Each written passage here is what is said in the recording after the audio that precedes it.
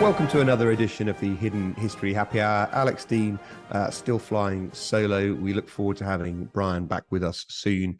I'm going to tell you a story today about the 15th Army Group fighting in Italy during the Second World War. And before I do that, I'm just going to ask you please to like the podcast, like the episode, and subscribe wherever you get your podcasts. It'll be free to you, and it really does help us out. No further ado. 1944 saw remarkably tough fighting for the 15th Army Group, commanded by the British officer with the best name, General Alexander, as you ask, as it fought its way up Italy from the bottom of the boot north. Monti's 8th Army, which had already seen famous hard yards in North Africa, was very much to the fore in the 15th Army Group. The Italians by this time themselves had deposed Mussolini and surrendered.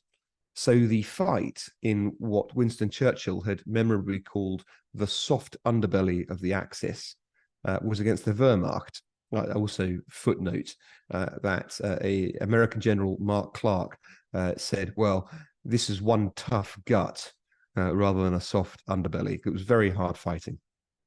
Halfway up the boot, there is a town in Tuscany called Sansepolcro. That is one word, and it's not Sansepolcro, as you sometimes see in English books, an understandable typo. The town was founded by pilgrims returning from the Holy Land in the 10th century, and they had looted, naughty, a stone from the Church of the Holy Sepulchre, where I have been amazing. We should tell a story about it one day. They'd looted a stone from the Church of the Holy Sepulchre, and that became the foundation stone of the cathedral in their town, hence Sansepolcro and the confusion over the name. But in the 1,000 years after that auspicious beginning, it was, with no offense intended to small-town Tuscan life, not a place that really troubled the history books. Until, that is, it became a sticking point in the stubbornly defiant Nazi defense of Italy. And thus it was that as the British advance northward was slowed down by embedded German defensive positions around Sansepolcro, the order came to the Royal Horse Artillery's oldest battery, the Chestnut Troop, to bombard the town to bits. Fortunately for Sansepolcro, a relatively junior British officer serving with the Royal Horse Artillery, called Tony Clark, was an artistic and sensitive soul. As a journalist called Tim Butcher discovered in exploring Clark's unpublished diaries long after his death and recounted for the BBC's From Our Own correspondent, Clark had been horrified by the destruction he had seen at Monte Cassino on his way up the peninsula. Of course, priceless artifacts, priceless buildings, and the destruction that the Second World War had visited upon them. So in general terms, this Officer Clark was the wrong man to be told to wipe out a Tuscan town off the face of the map. And in particular, he was the wrong man to be told to wipe this Tuscan town from the face of the earth, because he had happened to have read some Aldous Huxley. And the gist of a 1925 Aldous Huxley essay about the glory of Piero della Francesca's painting, The Resurrection, was, unlikely as it may sound, in the mind of this artilleryman who had fought his way across Africa and up Italy. Huxley said in his essay, "When at last one has arrived at Sansepolcro, what is there to be seen?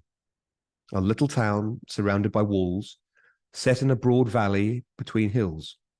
Some fine Renaissance palaces with pretty balconies of wrought iron, a not very interesting church, and finally, the best picture in the world."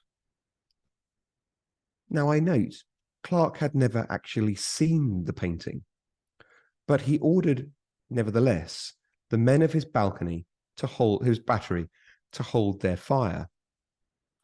The voice of his irate commanding officer promptly came across the radio in a call he must have known was coming and dreaded, urging the Chestnut Troop to get on with it and bombard Sansepolcro.